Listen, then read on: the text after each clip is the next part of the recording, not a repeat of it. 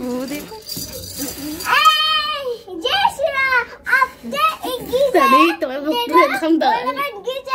इसको दे दो। ठीक है ना, ठीक है दे दो। ठीक है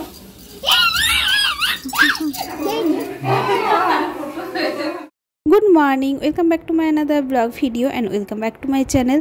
প্রত্যেক দিন রাত্রেবেলায় ঘুমানোর আগে জাস্ট একটা কথাই ভেবে ঘুমাই যে কাল থেকে ডায়েটিং শুরু করব, অনেক ডায়েট করব, প্লাস অনেক এক্সারসাইজ করব। কিন্তু এরকমটা কিছুই হয় না। সকালটা যদিও অনেক কষ্ট করে গরম জল, লেবু, চিয়া সিডস এগুলো খেয়ে স্টার্ট করলেও দুপুর থেকে কিন্তু ব্যাস আবার চলে যায় সেই অয়েলি ফুড, জাঙ্ক ফুড, নানা রকম। তো যাই হোক, চেষ্টা তো করেই যাচ্ছি, কিন্তু কি করব। আমার সকালবেলা একটু মনটা খারাপ ছিল, তার কারণ হচ্ছে আমার বাচ্চাকে খুঁজে পাচ্ছিলাম না। তো গোটা ঘর খুঁজে এসে যখন দেখি যে এই পাশের রুমে শুয়ে আছে, অ্যাকচুয়ালি ওয়েদারটা ঠান্ডা করেছে তো তাই এখন এই রুমে সে এসে বেশ শুয়ে আছে। তারপর এত বড় খাটে একাই, দাঁড়াও একটু লাইটটা জ্বেলে দিই তারপর দেখাচ্ছি যে সে এত বড় খাটে একা কীভাবে শুয়ে আছে। এই যে তো হচ্ছে তার অবস্থা। আই থিঙ্ক আমার মনে হয় আগে হচ্ছে জানালাতে শুয়েছিল, তার কারণ দেখো বিছানার মধ্যে তার পাশে পাথর পড়ে আছে, আর ভাবা যায় এত বড় বিছানায় সে একা। তো চলো এই পাশের রুমে তেমন একটা শুই না, তার কারণ হচ্ছে এইখানটা একটু গরম হয়ে যায় সন্ধ্যাবেলায়, আর হচ্ছে সেই পাশের রুমটা হচ্ছে অনেকটাই ঠান্ডা থাকে, ফ্যান চালানোরও দরকার হয় না। তো যাই হোক, ওকে একটু আদর দিই, কেননা ও প্রত্যেক দিন সকালে আমার কাছে আদর খেতে আসে, কিন্তু সে আজকে সকালে আসেনি বলে আমার একটু মনটা খারাপ হয়ে গেছিলো। চোখে আদর দেওয়া পর্ব শেষ করে জাস্ট বিছানা গুছাতে এসছি, দেখছি ভীষণ চিৎকার চেঁচামেচি। এখন সবে কটা বাজে জানো? ওই 6টা 20-25 মতন বাজে। ফুল নিয়ে জাস্ট ঝগড়া চলছে। এটা আমাদের পাড়ায় রোজকার রুটিন যে ফুল নিয়ে ঝগড়া চলে। বুঝতে পারি না মানুষের এত ফুলের কি দরকার।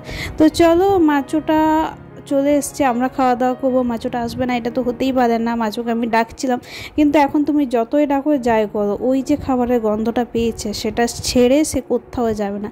দেখেছো মাছের অবস্থাটা? কি করব, ভীষণই কষ্ট লাগে তার এই রকম মানে এগুলো দেখে। দিতে তো ইচ্ছে করে, কিন্তু দেওয়াটা একদমই উচিত নয়, তার কারণ এটা তার শরীরের জন্য একদমই ভালো না। আমাদের শরীরের জন্য যেমন জাঙ্ক ফুড একদমই ভালো নয়, তেমনি ওদের শরীরের জন্য এই ভাত, মুড়ি, বিস্কুট এগুলো একদমই ভালো নয়। ওদের জন্য জাস্ট হচ্ছে শাক সবজি এগুলোই ভালো। তাও হচ্ছে কি করি, মাঝে মধ্যে ওকে আমরা সুগার ফ্রি বিস্কুটটা দিই, যেটাতে মানে সল্টি নয় প্লাস হচ্ছে সুগারও নয়। সেই জন্য চেষ্টা করি ওকে একটু এড়িয়ে চলার, কিন্তু ও না একটা সাউন্ডটা শুনে শিখে গেছে, যদি বিস্কুটের ডাব্বার সাউন্ড পেয়েছে ব্যাস যেখানে তাও চলে আসবে। তো যাই হোক, তারপরে একটু রেডি হচ্ছিলাম, তার কারণ হচ্ছে যাব আজকে মায়ের বাড়ি।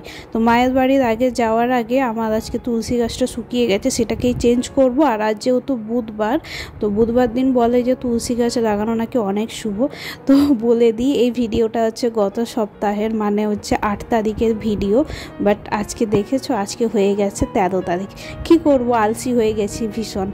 আর সত্যি কথা বলতে এই কটা দিন ধরে এত ছুটা দৌড়া হচ্ছে যে ভিডিও এডিট করার সময় পাচ্ছিলাম না। রোদে বেরিয়ে আবার হচ্ছে কয়লার মতন কালোও হয়ে গেছি।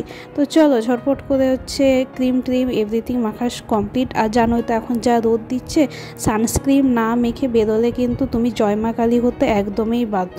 তো তাই প্রথমে ময়শ্চারাইজার লাগিয়ে নিলাম, ময়শ্চারাইজারের পর সানস্ক্রিনের পর একটু লিপ বাম লাগিয়ে নিলাম। আর যতই বাড়িতে থাকি বা বাইরে থাকি, কাজল না পরলে না একদমই ভালো লাগে না, আমার চোখটা পুরো ড্রাই হয়ে যায়।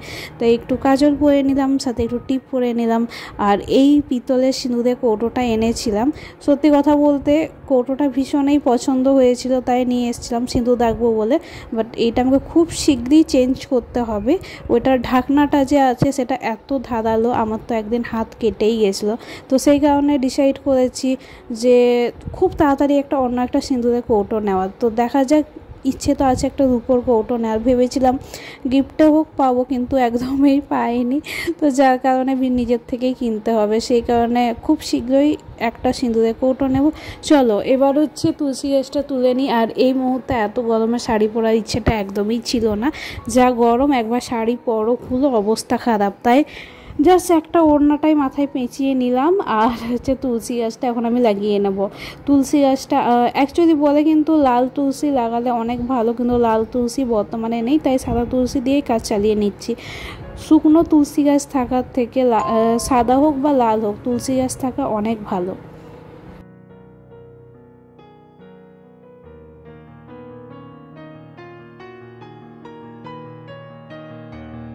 ভাই টিউশন গেছে, আমি যেহেতু আগেই চান করে নিয়েছি তাই আজকে আমি ধূপ টুপ দেবো। আর জাস্ট ঠাকুরকে ফুল দিয়েছি, এখনও ধূপ জ্বালাইনি। তার মধ্যে দেখেছো মাচোরা খবর পেয়ে গেছে, এখন হচ্ছে ঠাকুরদেরকে জল বাতাসা দেওয়া হবে, চলে এসছে ব্যাস। আর এই যে গীতার উপরে যে ফুল টুল রেখেছি সেগুলো এখন খেয়ে নেবে।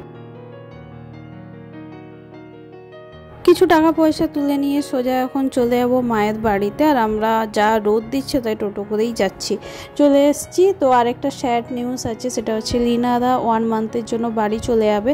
আর লিনার যে ঠাকুমা আছে, যাকে বুবু বলে ডাকে, সে কিন্তু আর ফিরবে না। তো তার জন্য আমাদের ভীষণই খারাপ লাগছে, তার কারণ ভীষণই ভালো মহিলা একজন। আর হচ্ছে একটু তো খারাপ লাগছে, একটু নয় অনেকটাই বলবো, যেহেতু হচ্ছে অনেক দিন হয়ে গেল। তারা প্রায় এসছে নভেম্বরের দিকে আমাদের বাড়িতে, নভেম্বর, ডিসেম্বর, জানুয়ারি, ফেব্রুয়ারি, আর এটা চলছে মার্চ, এপ্রিল, মে। এই যে এতদিন থাকলো, সত্যি ভীষণই মনটা কাঁদছে। তো যাই হোক, লিনা কিছু ড্রয়িং করছিল, বলছিল আমার মাকে ও ঠাকুমা বলে আর আমাকে মাম্মি বলে, আর হচ্ছে বাবাকে দাদু বলে। তো ও ড্রয়িংগুলো করছিল, বলছিল যে এটা মাম্মি, এটা আছে বাবা, এটা আছে দাদু, এই সমস্ত কিছু। উঠে উঠে দেখছিলাম কি কি রান্না বান্না হয়েছে। চিংড়ি মাছ হয়েছে, আর এখানে করেছে পেঁপে আলু পোস্ত, আর এটা ছিল সকালের হচ্ছে ঘুগনি, আর হচ্ছে এখানে করেছিল ডাল। আর এই মিষ্টিটা আমরা এনেছিলাম, যেটার মধ্যে ছিল সুগার ফ্রি অ্যান্ড কালো জাম। কালো জাম একটু ভালো লাগে, তার কারণ এটা পুরো পোড়া পোড়া হয়। তো তারপরেই হানা দিচ্ছিলাম মায়ের ফ্রিজে কি কি আছে, কেননা ওদের ফ্রিজে অল টাইম কিছু না কিছু খাবার থেকেই থাকে। তো দেখছিলাম একটা তরমুজ ছিল, যেটা আমরা অর্ধেকটা খেয়েছি, অর্ধেকটা মাই রেখেছে। এটা ছিল মায়ের ভাগ, আর নিচে ছিল মায়ের আটা মাখা। ওইখানে আমরা দই নিয়ে এসেছিলাম। আর কিছু চিংড়ি মাছ বাঁচিয়ে রেখেছে তার ছেলের জন্য, কি না ছেলে আসলে যাতে বাজার ছুটতে না হয়, চিংড়ি মাছ খাওয়াবে। তো যাই হোক, হচ্ছে আমরা লাঞ্চ টাঞ্চ করে নিয়েছিলাম। লিনা তো একবার এসেছিলো, আবার রিটার্ন গেছিলো, তারপরে আবার তার বুবুর সাথে এসছে। তার কারণ হচ্ছে তারা এক গাদা আইসক্রিম কিনে নিয়ে এসছে। তো আমরা বলছিলাম এতটা আনার কিছু দরকারই ছিল না, কিন্তু তার শেয়ার করে খেতে না ভীষণই ভালো লাগে। তার যাই নিয়ে আসে আমাদের জন্য নিয়ে আসে, আর আমরাও যা নিয়ে যাই তাদের জন্য নিয়ে যায়। তো যাই হোক, আমরা এখানে অনেক গল্প গুজব করছিলাম। আর একটু তো খারাপ লাগছিল, যতবার হচ্ছে আন্টিকে দেখছিলাম ততবারই মানে মনে কোথাও যেন একটা ধাক্কা লাগছিল, যে এত ভালো মানুষটা চলে যাবে আমাদেরকে ছেড়ে, আর কোনো দিন দেখা হবে না। তো কী আর করা যায়, প্রতিটা মানুষ তো, আমরাও যদি ওদের দেশে যাই আই থিঙ্ক আমরা এতদিন স্টে করতে পারবো না। তাও তো নাই করে অনেকদিন স্টে করলো, তার কারণ সে যেহেতু আমাদের এখানে ভাষাটা বোঝে না বা বলতেও পারে না, তাই আমাদের সাথে খুব একটা কথা হয় না। কিন্তু যতক্ষণই কথা হয় ইশারাতে যতটুকু আমাদেরকে বোঝাতে পারে। তো সেইভাবে তো কাউকে মানে মনের কথা তো খুলে বলা যায় না, না। তো আমরা হয়তো কিছুটা বুঝতে পারি ইশারাতে, এটা ওটা দেখিয়ে, কিন্তু সবগুলো তো বুঝতে পারছি না।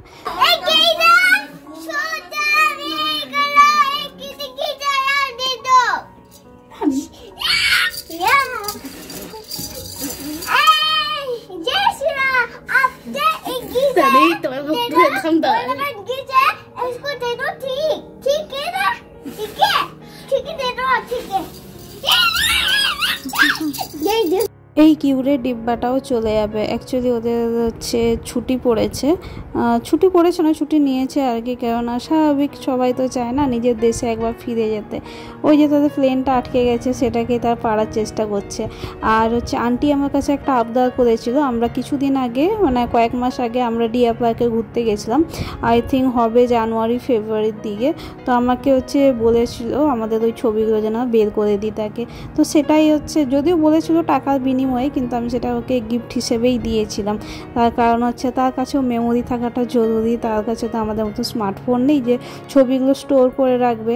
আর তো ভীষণই খারাপ লাগছিল। তো শেষের দিকে যদিও ক্লিপগুলো নেওয়া হয়নি, যে আন্টি ভীষণই ইমোশনাল হয়ে গেছিলো। তার মুখটা দেখেও হয়তো বুঝতে পারছো যে ভীষণই ইমোশনাল হয়ে গেছিলো। আর সত্যি কথা বলতে কেঁদেও দিয়েছিল এন্ড মোমেন্টে। তো যেটা হচ্ছে ভিডিও করা হয়নি, মানে এই ভিডিওটা আমাদের বেস্টু করে দিচ্ছিল, সেও এসেছিল আন্টির সাথে দেখা করতে পারে। হোক, এই ছিল আজকের দিন। ভিডিওটি ভালো লেগে থাকে লাইক কমেন্ট শেয়ার করে দিও। বাই।